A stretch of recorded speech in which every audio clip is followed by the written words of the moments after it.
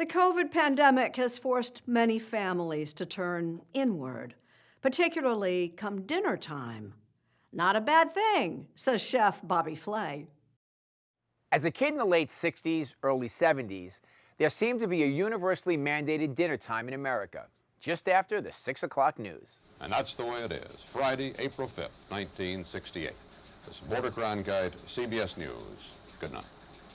My mom's food was, well, it was, not really sure how to say this. Well, let's just say that I really look forward to TV dinner night. Pull up a chair, America. Sit right down there, America. Swanson's cooking. Salisbury steak in all its glory, and something that resembled fruit cobbler in a square compartment of the tin tray. Swanson knows I'm a second helping man. Come over, Dad. You're not the only hungry man in the family. Salisbury steak is basically like a chopped beef steak with flavors kind of running through it, and then you make a gravy to go alongside of it with mushrooms and some onions. What mattered wasn't what was on the dinner table, it's what was accomplished at the table. Real conversations. To be honest, I usually answered my parents' questions with, yeah, it's good, or it's fine. But the dinner table is where my mom quelled fears of mine, like serial killers, such as the son of Sam. And it's where my dad taught me what it meant to have a good work ethic and what it can bring to your life.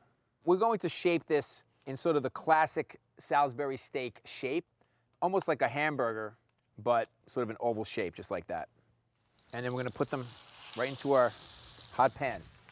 As the 80s and 90s ushered in enthusiasm for purely financial gain, the family meal was replaced by a sandwich from the local deli or a night out in glamour-filled expense account restaurants. And with this came the realization we were losing those times at the family table where we figured out how to deal with the world, a celebration of its successes and a deliberation of its failures. So I'm gonna take the steaks out, and then I'm gonna add the mushrooms and the onions right into the same pan so they get nice and soft and slightly caramelized. In the late 90s, I was lucky enough to be caught up in the food revolution that provided me with a career. But more importantly, it gave me a way to communicate and show my adoration to the people I care about the most, my family and my friends. So now I'm gonna start to add the components to finish the gravy. Some beef broth, splash of Worcestershire sauce, some tomato paste, and a splash of half and half. I'm always going to look forward to breaking bread at my table, not just as a concept, but in actuality. I just tossed a little bit of rosemary on there, give that sizzle. I have cooked over 200 different dishes since the middle of March. The one consistent thing is that it's all been served family style, so my newer quarantine bubble family can share it. Well, like family. We debate with each other, we educate each other, and most importantly, we listen to each other.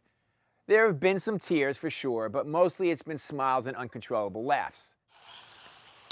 Okay, that's what it should look like. This pandemic will be part of all of us forever. I, for one, will admit I'm better for the face-to-face conversations that fill my kitchen every day. It's one of the things I hope to hold on to when normal comes storming back.